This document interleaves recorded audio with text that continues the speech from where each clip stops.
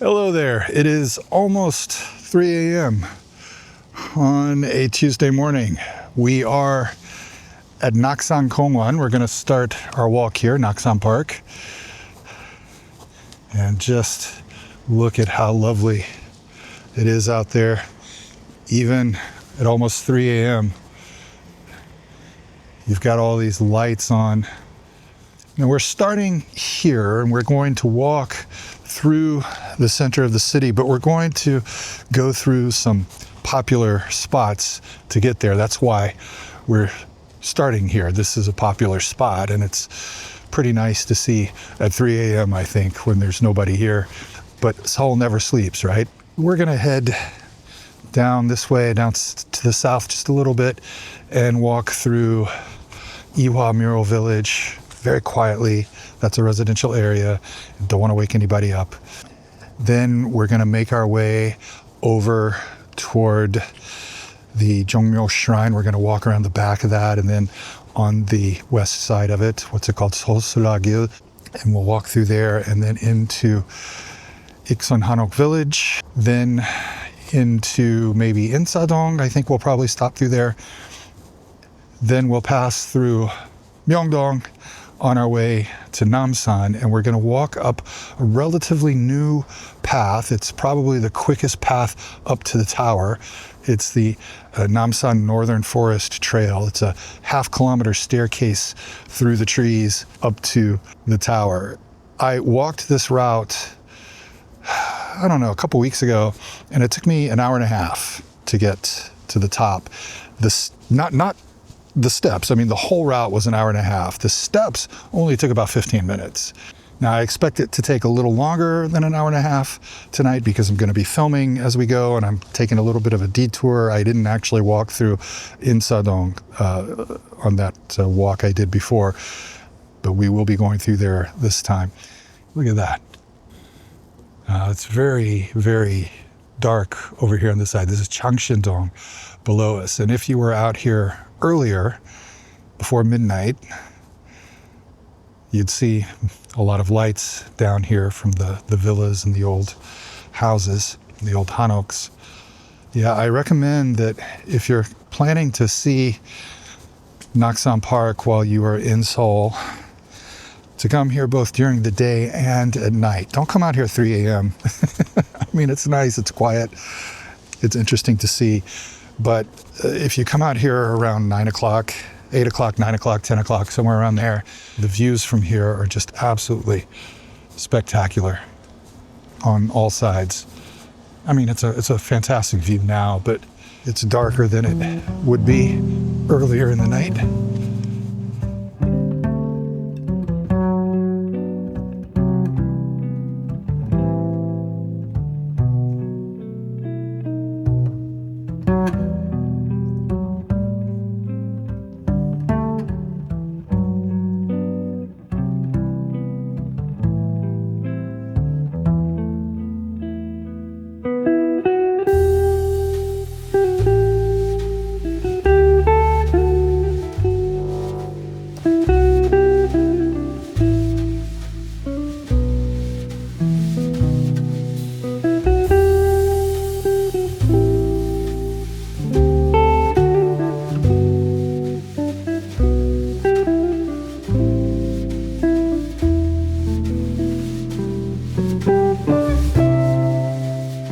Here we go through Ihwa Mural Village. I will need to be quiet from here on out.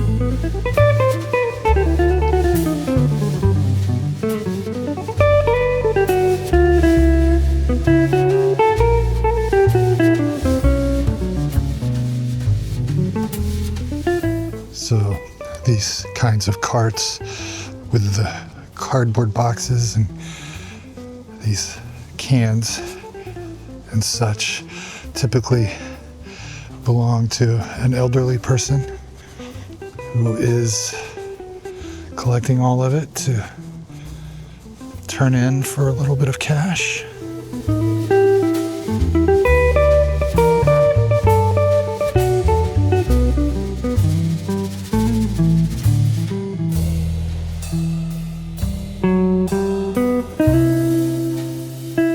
So right now we are near Daehak-ro, University Street. This is kind of a cultural center for performing arts, mostly plays, but maybe also musicals. So there are several little theaters for that around here, like this one, JTN Art Hall. Oh, look at this bakery. They are already hard at work. Got a car coming behind me, so I'm gonna get on the sidewalk here. Yeah, this area gets its name because the campus of, the campus of Seoul National University used to be here, but they're south of the river. They relocated there quite a while back. In the 70s, I think it was. And they still have a hospital here or something, Seoul National University Hospital. We are going that way. This is Yulgok-ro, Yulgok Street. Going in that direction will take us through a tunnel. And on the other side of that, that's where you find like Cheonggyecheon Palace and Hanguk Station and all that good stuff over in that direction. All the touristy bits. Ultimately, it leads to Gwanghwamun. Something about this little stretch of street here kind of feels almost European to me. I don't know, I always get the sense that it could fit just right into a European city somewhere. And look at this, we've got young people walking around. Now, looks like maybe a couple up there, up ahead. And 7-Eleven, people in there shopping, at least 5. Yeah, Seoul never sleeps, right? There are always people out and about. Let's take a look at this alley. Be quiet though, shh.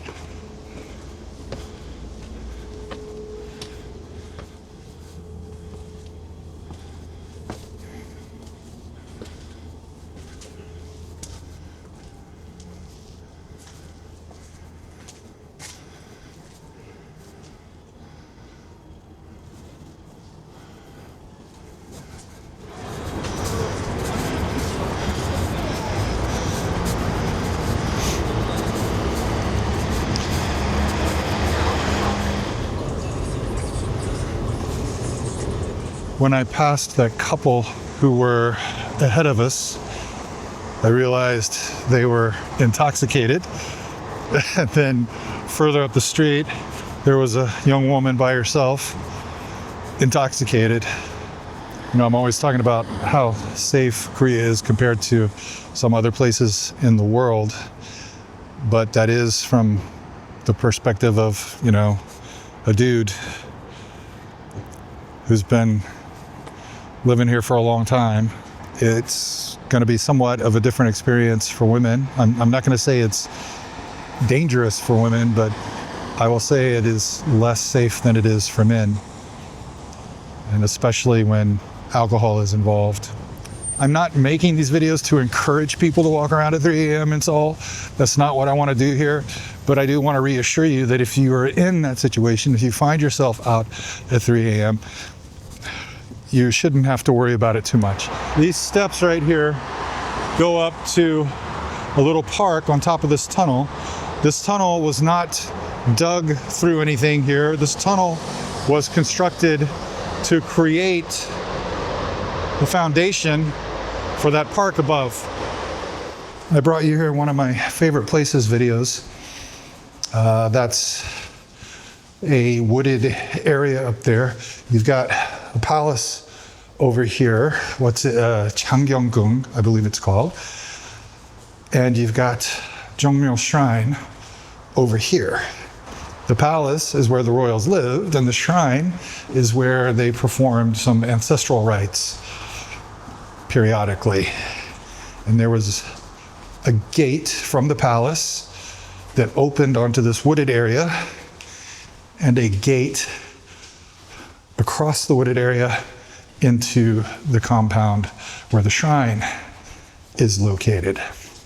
And during the Japanese colonial era, the Japanese demolished this hill here. They just tore right through it to build the road through here.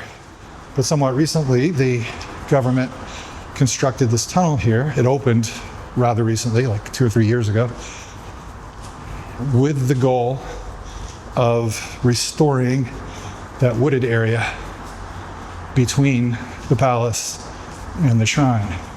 And it's a very lovely little spot to walk through.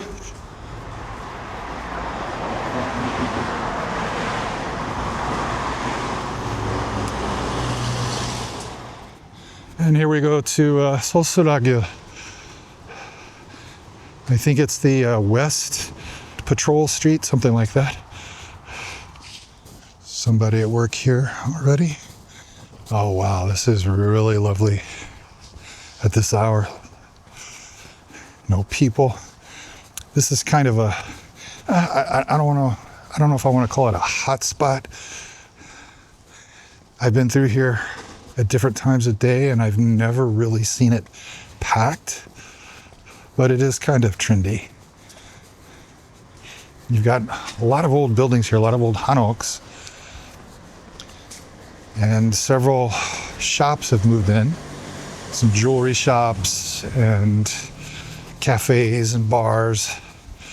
There's actually a self-service bar up here somewhere.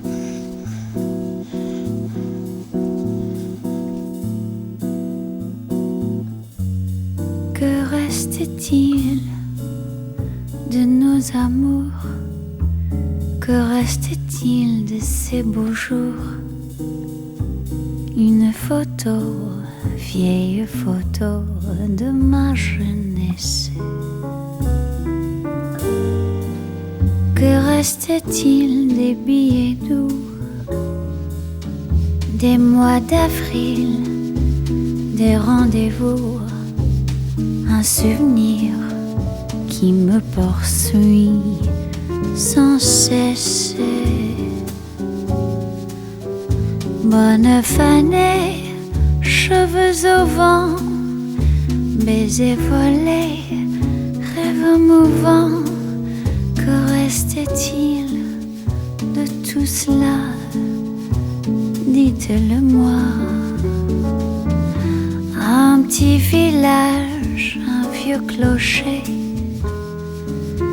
un paysage si bien caché, et dans un nuage, le cher visage de mon passé.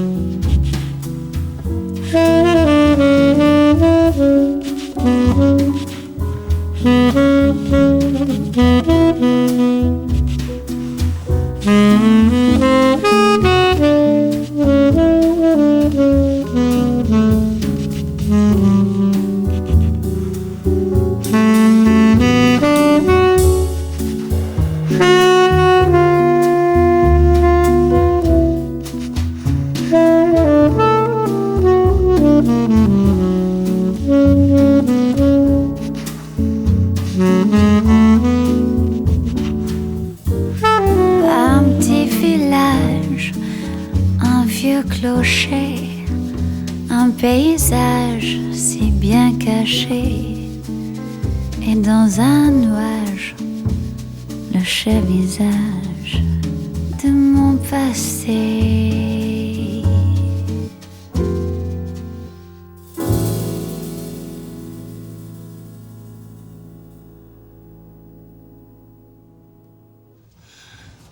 So I was really expecting this place to be quiet, but it's not. There were people drinking and eating on the barbecue alley over there. And there's a bar with some K-pop music playing just down at the corner at the end of this alley behind me. And I smelled barbecue cooking. Oh gosh, it smelled so good. Now this is another place. A lot of people come down here during the day when they're visiting Seoul, but come out here at night. It's absolutely lovely. And I'm not talking about 3 a.m. I'm talking about, just after sunset. Look at this. This photo lab is open 24 hours. Little photo booths you can sit in.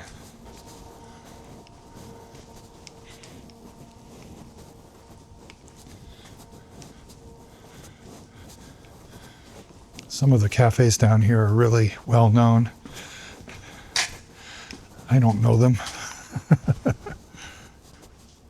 Ikseon-dong Hanok Village has changed dramatically. I forgot to mention that while I was over there, but I did talk about it in that favorite places video I mentioned earlier. That was just a quiet residential area with just some old hanoks that people lived in, and it was slated for demolition at one point, but there was a campaign to save it. So it was saved, but the way it was saved is that all these commercial properties came in and renovated the hanoks, and so there's kind of not much left of the interiors. And you've got like those big sheets of glass now where the old hanok walls used to be. So it's kind of like, what was the point of saving it? I mean, yeah, it's still a hanok village, but it's very, very, very different from the original. Okay, lots of stuff going on over there. I'm going to avoid that because of the music and the drunk people. People working in here.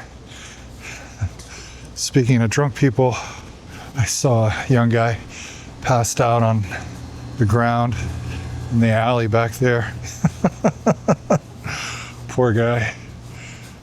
He looked comfortable, but I think he's going to have a bad time in the morning.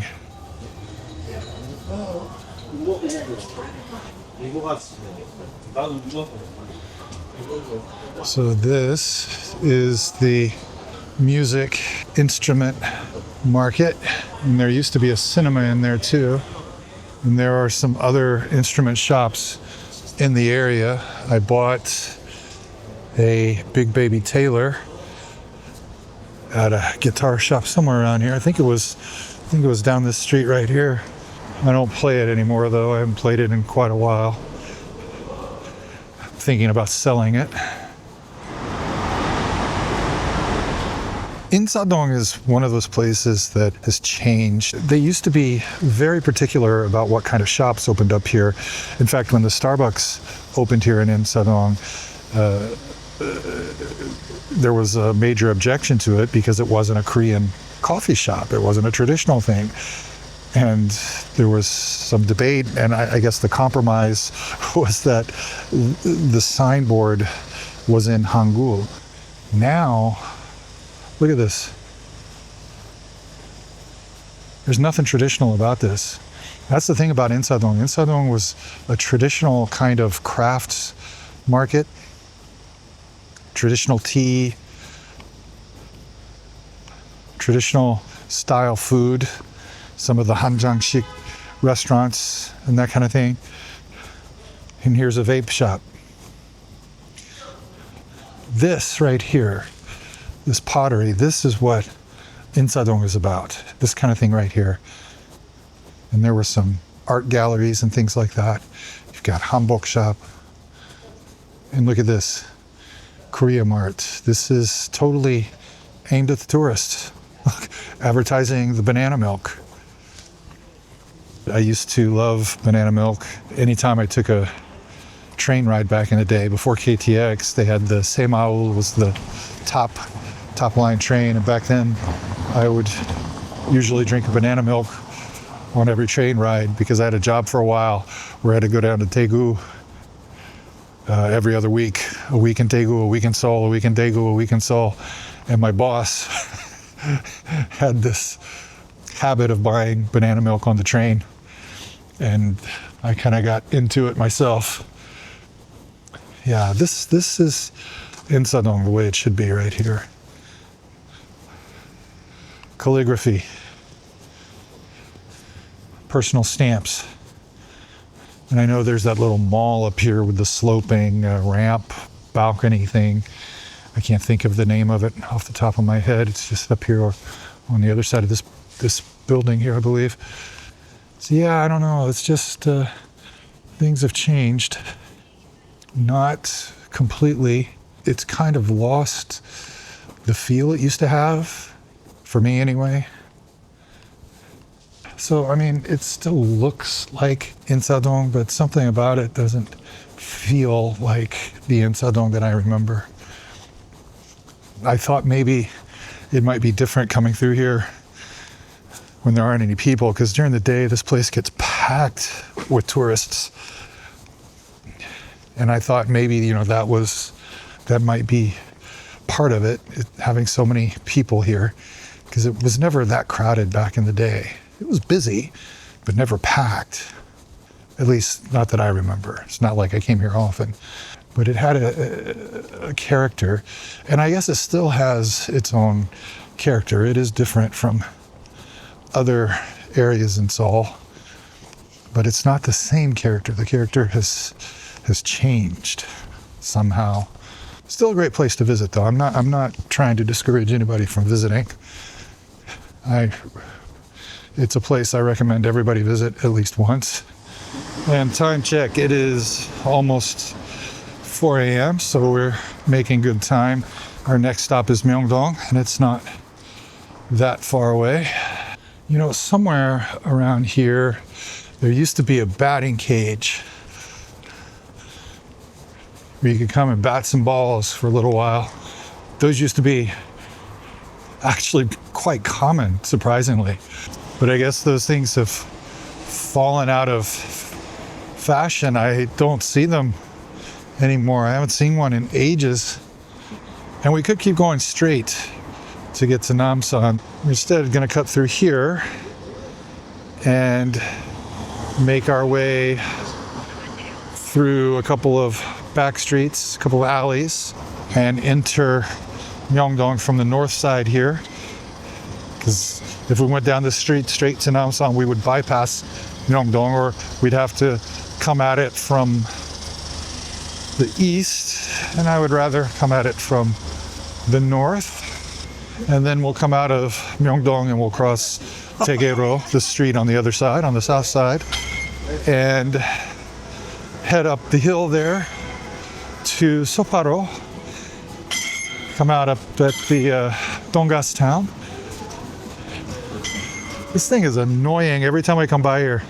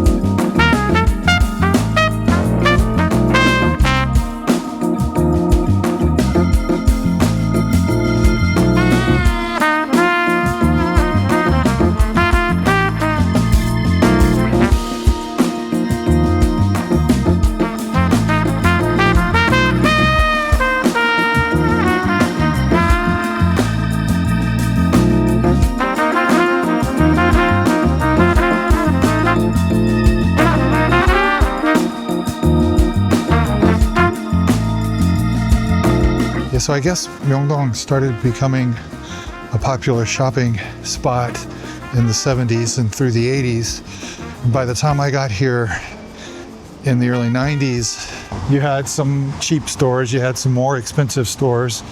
I guess mid-range is the word I'm looking for. I'm losing my English.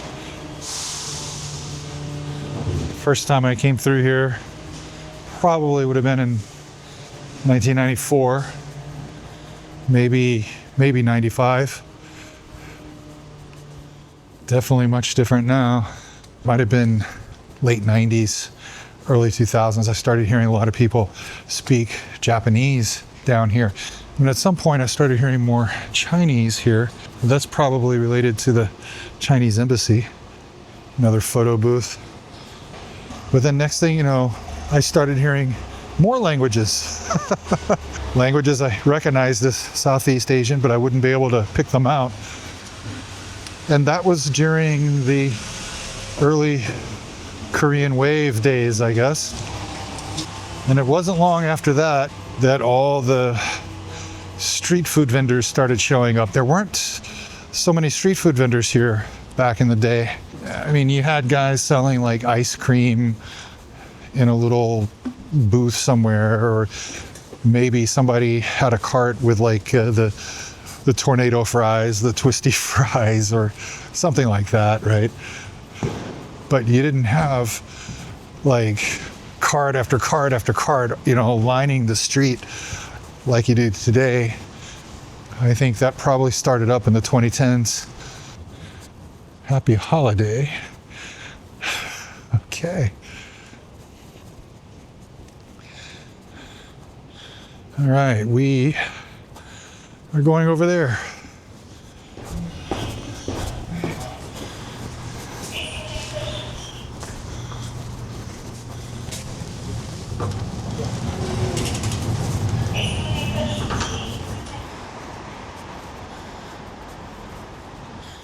There are a number of little guest houses back here these days.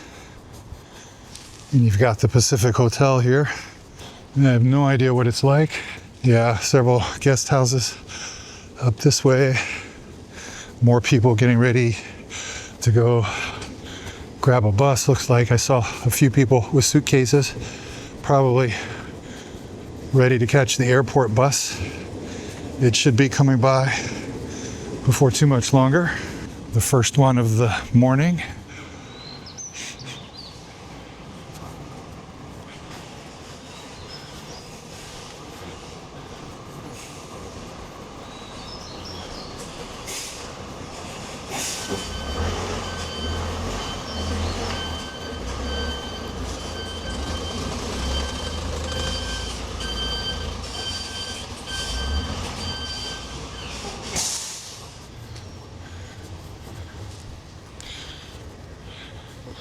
All right, this street will get us to where we want to go. If we follow it all the way, it will go up the hill. We're gonna turn off onto an alleyway though, take some steps up. And here's something interesting. This building right here, on the other side of that door, that shutter, is where several of the street food vendor carts are kept, the Myeongdong street food vendors.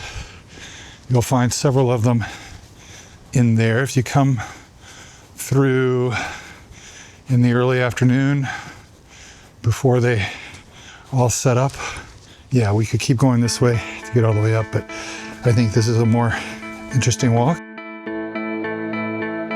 We'll do it all, everything on our own.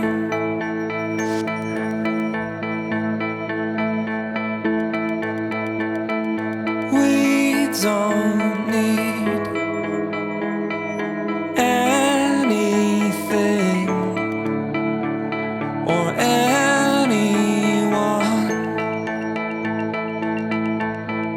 If I lay here, if I just lay here, would you lie with me and just for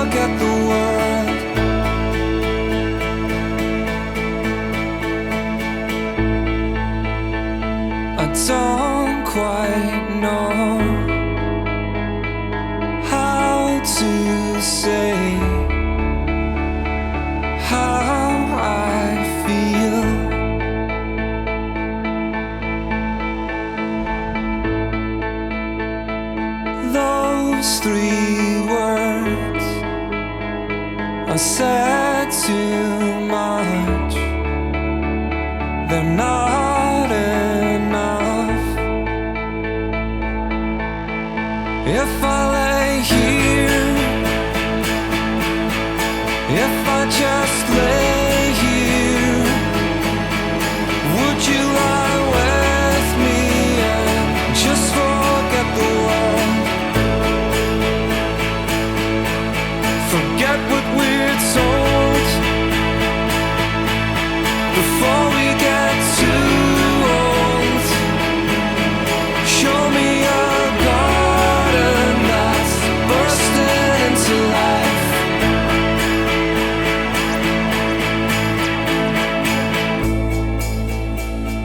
Let's waste time chasing cars around our heads.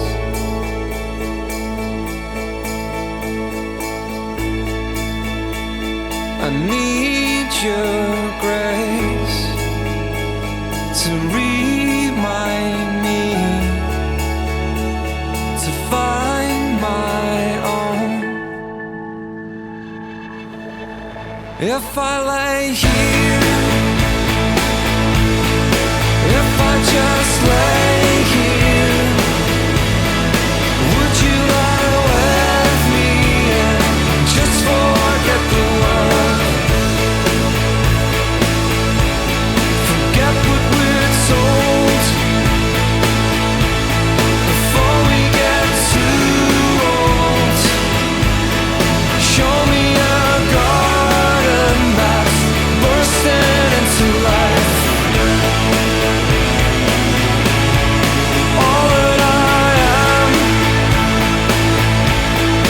all that I ever was, is here in your perfect eyes. They're all I can see. I don't know where, confused about how as well. Just know that these things will never change for us at all. If I lay here, if I just lay here, would you lie with me and just forget the world?